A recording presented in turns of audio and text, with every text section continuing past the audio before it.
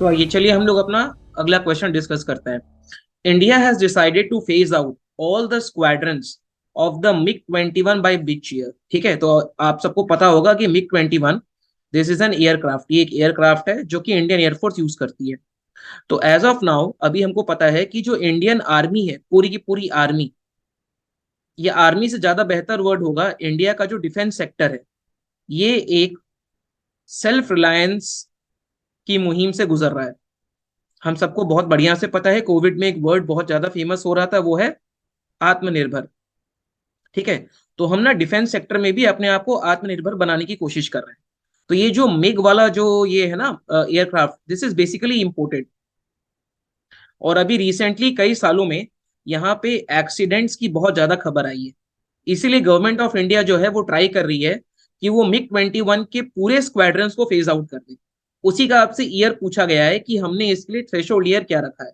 तो इसमें we have four options, तो इसका जो आंसर है ये है 2025। ठीक है, तो 2025 तक गवर्नमेंट ऑफ इंडिया या फिर इंडियन एयरफोर्स ने बोला है कि वो मिग 21 के सारे स्क्वाड्रंस को डिसबैंड कर देंगे। और उन्होंने एक और अपना प्लान जारी किया है कि अपार्ट फ्रॉम मिग 21 वो मिग 29 के भी तीन स्क्वाड्रंस को, ठीक है, तीन स्क्वाड्रंस को 5 साल के अंदर अंदर फेज आउट कर देंगे। और उसके बाद नियर फ्यूचर में हम लोग पूरा वही सब एयरक्राफ्ट या पूरा इंस्ट्रूमेंट वही यूज करेंगे जो इंडिया डोमेस्टिकली अपने आप में प्रोड्यूस कर पा रहा है। Okay, moving on to the next question. Who has been appointed as the NRC coordinator of Assam. ठीक है, तो एनआरसी का आपको फुल फॉर्म पता होगा, नहीं पता है तो मैं बता देता हूं। यह है नेशनल रजिस्टर फॉर सिटीजन्स। ठीक है, तो लास्ट ईयर या लास्ट टू लास्ट ईयर, पिछले 2-3 साल से ये इशू न्यूज में आ रहा है। एक नेशनल रजिस्टर फॉर सिटीजन्स को बनाने की बात हो रही है। और इसकी जो स्टार्टिंग है या जो अभी स्टेट इसमें पूरा एम्ब्रॉयड है, that is the state of Assam. ठीक है, तो एनआरसी कोऑर्डिनेटर असम स्टेट के लिए इनमें से किसको अपॉइंट किया गया है, ये आपका क्वेश्चन है। We have four options with us: mister Partha Pratim Majumdar, Hitesh Dev Sharma, Partha Chatterjee और रमेश वर्मा। तो इसका जो आंसर है that is mister Partha Pratim Majumdar. Okay, he is an IAS officer. और ये जो है ना मिस्टर हितेश देव शर्मा को रिप्लेस करेंगे। पहले एनआरसी कोऑर्डिनेटर थे मिस्टर हितेश देव शर्मा, और उनको रिप्लेस किया जाएगा मिस्टर पार्था प्रतिम मजूमदार के द्वारा। चलिए, ये तो हो गया इस क्वेश्चन का फैक्चुअल एस्पेक्ट। मान के चलो आप ये क्वेश्चन पूछा गया है और आपसे इस क्वेश्चन का आंसर नहीं बन, मैंने अपने प्रीवियस वीडियोस में भी बोला है कि 68 बीपीएससी में नेगेटिव मार्किंग स्टार्ट हो चुकी है। Got the point. अब अगर नेगेटिव मार्किंग स्टार्ट हो गई है तो बहुत डिफिकल्ट होगा आपके लिए गेस वर्क लेना। पहले तो क्या होता था कि अगर आउट ऑफ 50 मुझे अगर 130 आ रहे हैं तो मैं 20 में गेस मार्क मार देता था, लेकिन अब ऐसा नहीं चलेगा। लेकिन बिना गेस वर्क किए आपका काम भी नहीं चलने वाला है। मान के चलो आउट ऑफ 150 आपको सिर्फ 75 क्वेश्चन के एग्जैक्ट आंसर पता है, लेकिन जो कट ऑफ है वो 90 के आसपास हवर करेगा, तो कुछ ना कुछ तो गेस वर्क लेना ही पड़ेगा। अब वो गेस एजुकेटेड गेस होना चाहिए। यहाँ पे पार्था पार्था जो नेम है ये दो जगह यूज किया गया है, तो बहुत हाई प्रोबेबिलिटी होती है कि इनमें से दो में से कोई एक आंसर हो। रीजन बीइंग क्योंकि जो लोग अपना क्वेश्चन सेट करते हैं वो सिमिलर नेम इसलिए देते हैं कि मान के चलो जिस स्टूडेंट को पता भी है कि नाम में पार्थ आता है, हो सकता है उनको टाइटल नहीं पता हो, इसीलिए इस तरीके क्वेश्चन दिए जाते हैं कंफ्यूज करने के लिए। तो अगर आप इन दो को फिल्टर आउट कर लोगे तो देखो आउट ऑफ 5 दो ऑप्शन है, यानी कि आप जो है आपने तीन ऑप्शंस को एलिमिनेट कर दिया है, तो बहुत ज्यादा चांसेस हो जाएंगे आपके आंसर को सही टिक करने। Got the point. चलिए, moving on to the next question. Which state has launched the chief minister's breakfast scheme. ठीक है, चीफ मिनिस्टर ब्रेकफास्ट स्कीम एक फूड स्कीम है। ठीक है, ये कौन से इनमें से स्टेट ने लॉन्च किया है? पंजाब, छत्तीसगढ़, मध्य प्रदेश और तमिलनाडु। तो ये स्टेट है स्टेट ऑफ तमिलनाडु। ठीक है, इसके पहले भी आपको पता होना चाहिए। अगर आप अगेन देखो, पहले थोड़ा इसके बारे में फैक्चुअल बताता हूं, उसके बाद में मैं बताऊंगा कि इनमें से कैसे आप एक एजुकेटेड गेस लेके तमिलनाडु टिक कर सकते थे। Got the point. तो जो तमिलनाडु गवर्नमेंट है ना, इन्होंने first phase of chief minister breakfast scheme को स्टार्ट किया है, और स्टार्टिंग की डेट है जुलाई 27, 2022। Got the point. अब ये क्या करेगा ना, ये फ्री न्यूट्रिशियस, देखो, फ्री न्यूट्रिशियस ब्रेकफास्ट प्रोवाइड करेगा for the student of class 1 to class 5। ये आपको याद रखना है कि किस क्लास के स्टूडेंट्स के लिए ये स्कीम एप्लीकेबल है, क्लास 1 to क्लास 5। ठीक है, अब आप देखो, अभी तक आपने मान के चलो थोड़ा बहुत जीएस आपने पढ़ा है, आप थोड़ा बहुत अपना करंट अफेयर्स को ट्रैक कर रहे हो, तो जितना भी ऐसा फूड स्कीम है ना, फॉर एग्जाम्पल अम्मा की रसोई, या फॉर दैट एग्जाम अगर आप मान के चलो मिड डे मील स्कीम की भी बात हो रही है, ठीक है, अगर मैं मिड डे मील स्कीम की बात करूं, तो ये भी, इसका जो इंसेप्शन है, जो स्टार्टिंग पॉइंट है, वो कहीं ना कहीं सदर्न स्टेट्स ही थे।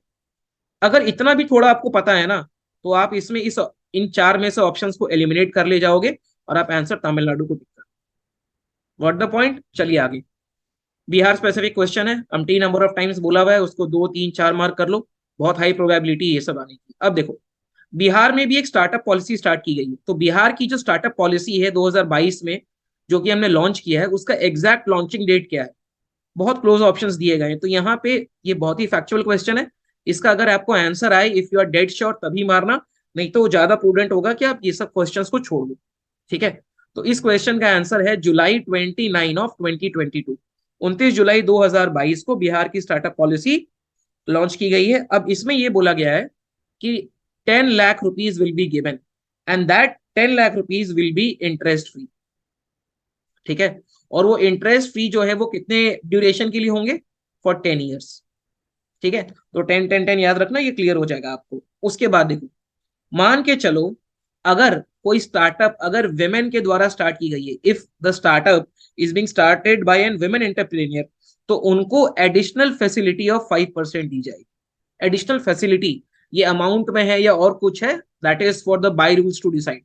लेकिन अगर किसी वुमेन एंटरप्रेन्योर ने अगर कोई स्टार्टअप स्टार्ट किया है, तो उनको 5% एडिशनल फैसिलिटी दी जाएगी over and above this 10 lakh given to all the people. ठीक है, चलिए आगे बढ़ते हैं। अब इसी के बैकड्रॉप में आप एक काम करना, इंडिया में भी एक स्टार्टअप इंडिया है, ठीक है, और एक स्टैंड अप इंडिया है। आपका काम यह है कि you have to answer in the comment section कि ये दोनों स्कीम का लॉन्च डेट क्या है। ठीक है, चलिए आगे बढ़ते हैं। As per the data presented by Nitin Gadkari in Lok Sabha, what is the rank of Bihar in terms of deaths caused by road accident? Nitin Gadkari ji का नाम आप सबने सुना होगा, he is the minister of roads. ठीक है, हाईवे और रोड्स के जो मिनिस्टर है, इनका नाम आपने सुना होगा। अब इन्होंने कुछ डेटा दिया है लोकसभा में, पूछा जा रहा है कि उस डेटा के हिसाब से Bihar number of deaths in road accident में कौन से नंबर पे लाई करता है। तो बिहार इसमें 9th पे लाई करता है। ठीक है, व्हाट द पॉइंट। अब यहाँ पे उन्होंने कुछ एग्जैक्ट डेटा दिया है। एग्जैक्ट डेटा ये दिया है कि 2020 में अप्रोक्सीमेटली 6,699 डेथ्स हुए थे Bihar due to road accidents. ठीक है, एक बहुत ही फैक्चुअल सा डेटा है, लेकिन ये याद रखना कि बिहार स्टेट जो है वो 9th नंबर पे लाई करता है in terms of death due to road accidents. ठीक है, चलो आगे बढ़ते हैं। Lumpy skin disease is cause due to which of the following? Lumpy skin disease बहुत दिन से न्यूज में चल रहा है, और mainly in the months of July और अगस्त। ठीक है, बहुत सारी काउस जो हैं in the states of Rajasthan, ठीक है, in the states of Haryana, they where facing such issues, उनको लंपी स्किन डिजीजेस हो रहे थे। तो यहाँ पूछा जा रहा है कि जो लंपी स्किन डिजीज है, ये इनमें से किस माइक्रो ऑर्गेनिज्म की वजह से होता है? ठीक है, बैक्टीरिया, वायरस, फंगस, प्रोटोजोआ। तो इसका आंसर है this is a viral disease. Clear है? अब उसके बाद देखो, ये जो लंपी स्किन डिजीज है ना, इसका जो हमको पहला एविडेंस मिला था, या फर्स्ट इंस्टेंस जहां पे ये एपिडेमिक की तरह फैला था, वो है जाम्बिया। ठीक है, that is Zambia in 1929। Clear है? तो आपको क्या याद रखना है कि this is basically a viral disease जो कि बोवाइंस में होता है। ठीक है, और वैसे भी फॉर दैट मैटर अगर आप किसी भी डिजीज को पढ़ो, ठीक है, तो आप उसके कैरियर के बारे में जरूर पढ़ना, या वो डिजीज किसकी वजह से होता है। वो एक बैक्टीरियल डिजीज है, प्रोटोजोन डिजीज है, फंगल डिजीज है। Okay, moving on to the next question. As per the annual review of state laws 2021 report, which state assembly has attended the maximum number of meetings? ठीक है, तो the outgoing vice president who, देखो, vice president of India who also happens to be the ex officio chairman of Rajya Sabha, जो vice president होते हैं वो by default Rajya Sabha के chairman बन जाते हैं। तो अभी जो हमारे वाइस प्रेसिडेंट है, ठीक है, मिस्टर दांडीकर, उनके पहले जो थे मिस्टर वेंकैया नायडू, उन्होंने अपने 5 साल के टेन्योर में हमेशा ये बोला है कि we need to increase the productivity of the house. ठीक है, हमको पार्लियामेंट की प्रोडक्टिविटी को बढ़ाना है। उसी के बैकड्रॉप में एक क्वेश्चन पूछा गया है कि annual review of state laws 2021 के हिसाब से कौन सी स्टेट असेंबली है जो कि मैक्सिमम टाइम कन्वीन की गई थी, यानी मैक्सिमम बार असेंबली की मीटिंग हुई थी। ठीक है, अब ऑप्शंस देखो क्या क्या है हमारे पास। We have Kerala, we have Goa, Punjab, Assam. Answer to this question is the state of Kerala. ठीक है, अब यहाँ पे एक छोटा सा डेटा देख लो। ये जो है ना पीआरएस लेजिस्लेटिव रिसर्च है, ये इनकी द्वारा ये डेटा दिया गया है। इन्होंने बोला है कि पहले नंबर पे केरला आता है, और केरला जो है वो 61 डेज के लिए उन्होंने मीटिंग कन्वीन किया था। क्लियर है। एक और उन्होंने छोटा सा डेटा दिया है कि मैक्सिमम नंबर ऑफ ऑर्डिनेंसेस जो हैं ये भी केरला ने ही इशू किए थे, 144। क्लियर है। उसके बाद सेकंड नंबर पे जो स्टेट असेंबली है जो सबसे ज्यादा बार बैठी थी, दैट इज आंध्र प्रदेश। ठीक है, एंड थर्ड इज महाराष्ट्र। अब आप देखो फर्स्ट और सेकंड में कितना डाइवर्जेंस है। केरला जो है वो 61 डेज मीटिंग में बैठी थी, और आंध्र प्रदेश सिर्फ 20 डेज बैठी थी। 41 डेज का डिफरेंस है। समझ रहे हो आप कि आज के डेट में स्टेट असेंबली की प्रोडक्टिविटी कितनी कम हो गई है, क्योंकि वो कम दिन के लिए बैठ रही है। हमें सिर्फ ये याद रखना है कि केरला जो है उसने टॉप स्पॉट लाई किया है, both in the maximum number of meetings and also in the maximum number of ordinances issue. Clear है। चलो आगे बढ़ो। Which of the following country is the largest resource of FDI in India during financial year 2021 और 22? यानी कि कौन सी country से maximum incoming FDI आया है। ठीक है, यहाँ देखो चार ऑप्शन है हमारे पास में। केमन आइलैंड, फ्रांस, यूएसए, सिंगापुर। ठीक है, इसका पहले मैं आपको आंसर बताता हूँ। इसका आंसर है सिंगापुर। कुछ इसके डिटेल्स के बारे में बात करते हैं और फिर इसके बारे में कुछ और आपको एक्स्ट्रा बताऊंगा। तो ये जो डेटा है ना, this is released by ministry of commerce and industry.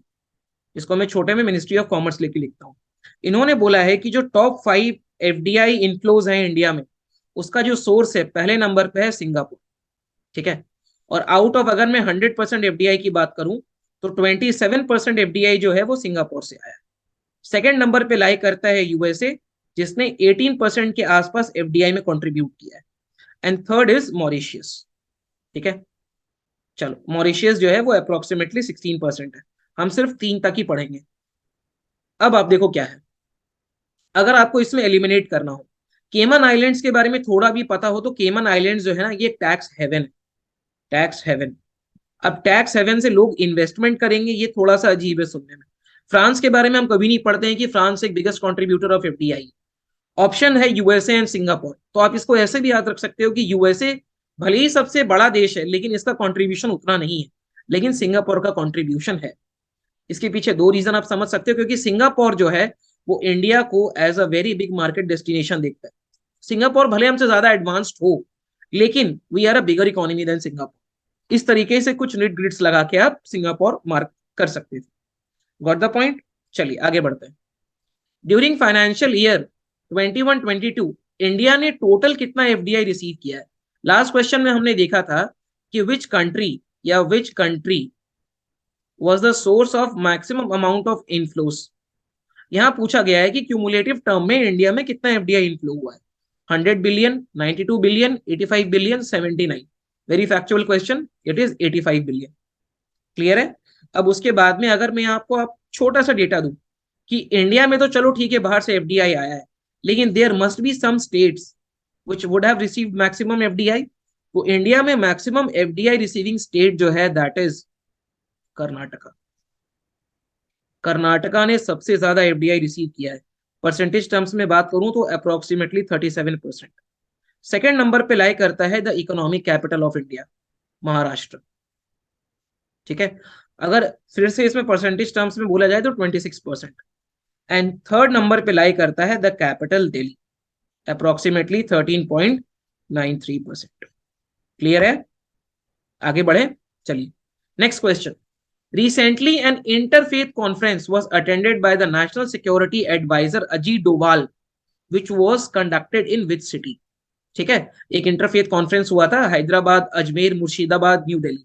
तो ये जो है ये ऑर्गेनाइज किया गया था कैपिटल सिटी न्यू दिल्ली में।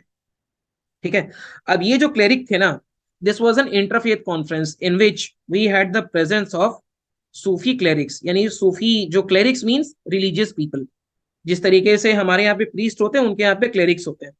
तो जो इंक्रीजिंग टेंशन हो रहा है इसके बैकड्रॉप में हमने इस मीटिंग को ऑर्गेनाइज किया था।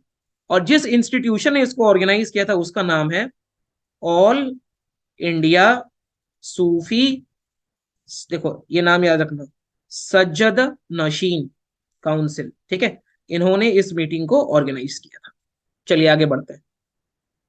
Who addressed the inaugural session of the first All India District Legal Service Authorities meeting in New Delhi? Inaugural session मतलब पहला सेशन हुआ था, ठीक है, तो ये किसने इनॉग्रेट किया है? Again we have four options with us. इसका आंसर है प्राइम मिनिस्टर नरेंद्र मोदी। आप हो सकता है एनवी रमन्ना तो आप लोग अभी कंफ्यूज नहीं होंगे, लेकिन अगर मैं यहाँ पे डीवाई चंद्रचूड़ दे देता, क्योंकि ये अभी हमारे रिसेंट चीफ जस्टिस है, तो शायद आप कंफ्यूज हो जाते, लेकिन इसको प्राइम मिनिस्टर मोदी ने इनॉग्रेट किया है।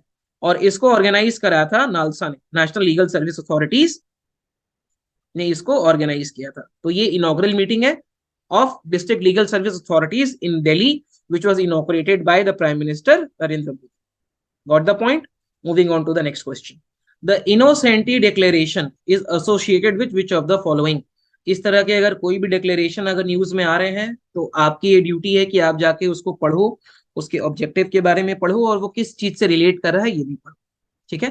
तो देखो यहाँ पे हमारे पास क्लाइमेट चेंज है, सी लेवल राइज है, peaceful use of nuclear of outer space है और ब्रेस्ट फीडिंग है। तो यहाँ पे इसका आंसर है वो है option number D, that is breast feeding. Clear है? तो ये जो बेसिकली इनोसेटी डिक्लेरेशन है, this was signed in 1990 to promote and support breast feeding. और 2022 का जो ये डिक्लेरेशन या जो इसकी मीटिंग हुई थी, इसका जो थीम था वो है step up breast feeding education and export. तो आप ये मत समझना कि अभी बस खाली क्लाइमेट चेंज न्यूज में है और उसके दो ऑप्शन है तो यही सही होंगे, ठीक है। Try to have a 360 degree approach for anything. Clear है? चलिए अब हम लोग अगले क्वेश्चन पे आते हैं। यहाँ क्वेश्चन ये है कि अल नजा 4 is a military exercise between India and which country? Oman, Egypt, Afghanistan, UAE. देखो आप, अफगानिस्तान में तो अभी यहाँ पे तालिबान की गवर्नमेंट, ठीक है, तालिबान की गवर्नमेंट है, तो बहुत डिफिकल्टी कि हम इनके साथ अभी कोई एक्सरसाइज करें। क्लियर हो रहा है?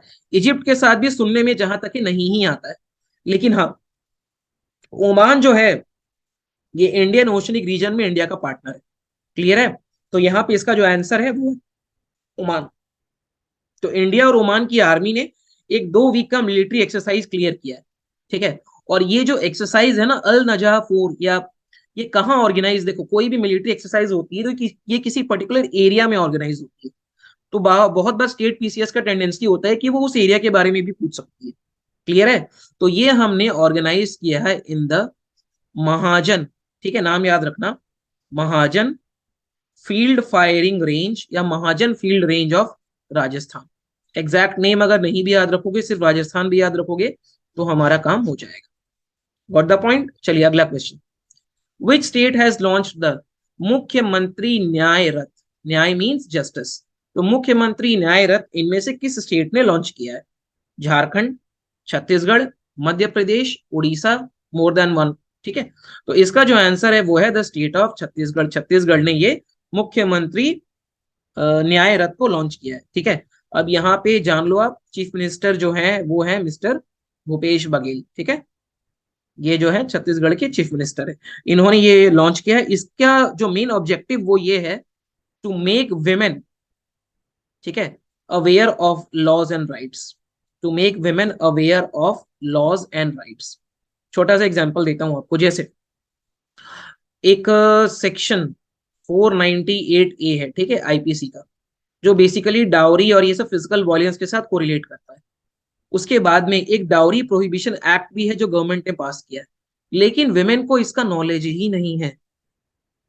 बात समझ रहे हो आप? उसके बाद आपको पता है sexual harassment of women at workplace act 2013, ये हमने पास किया हुआ है, लेकिन अभी भी बहुत सारी ऐसी विमेन है हु वर्क इन ऑफिसेज और they also work in many informal setting, लेकिन फिर भी उनको इस लॉ के बारे में कोई अवेयरनेस नहीं है। अब अगर लॉ के बारे में अवेयरनेस ही नहीं है तो मान के चलो अगर उनके साथ कुछ बुरा हो रहा है, देन हाउ, तो वो उससे रिलीफ कैसे पाएंगी? इसी के लिए गवर्नमेंट ऑफ छत्तीसगढ़ ने मुख्यमंत्री न्याय रथ को लॉन्च किया है। क्लियर? चलिए अगला क्वेश्चन।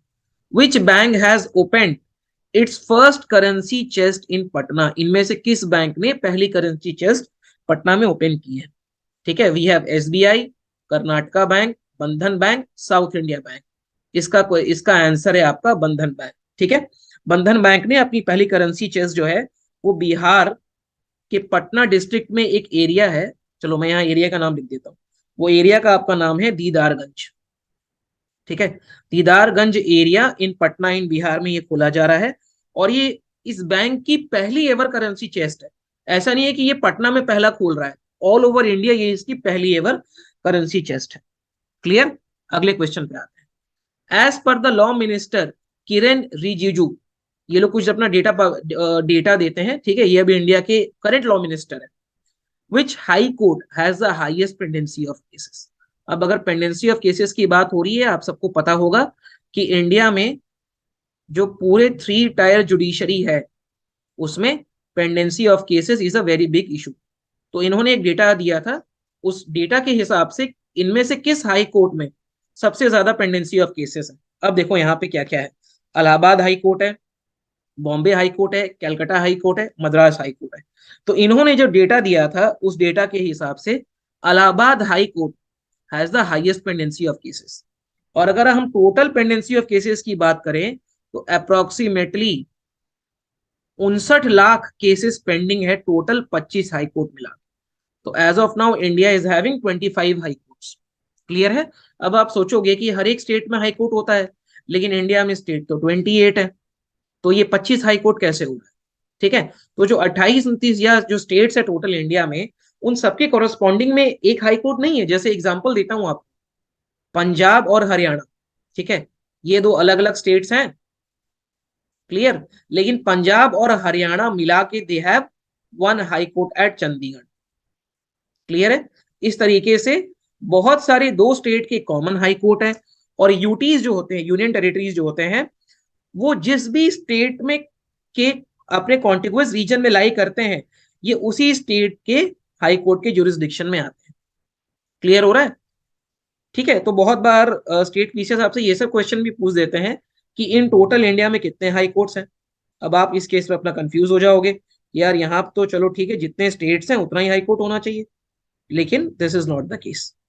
क्लियर हो रहा है। चलिए